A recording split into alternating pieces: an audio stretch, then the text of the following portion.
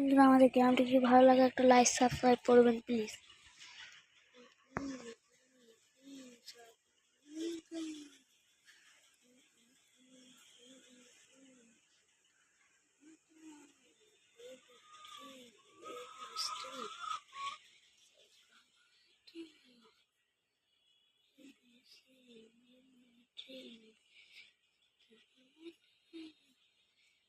দেখুন সেটা একটা ডাক পাখি বসে আছে, আপনারা যদি দেখুন সেটা একটা ডাক পাখি বসে আছে।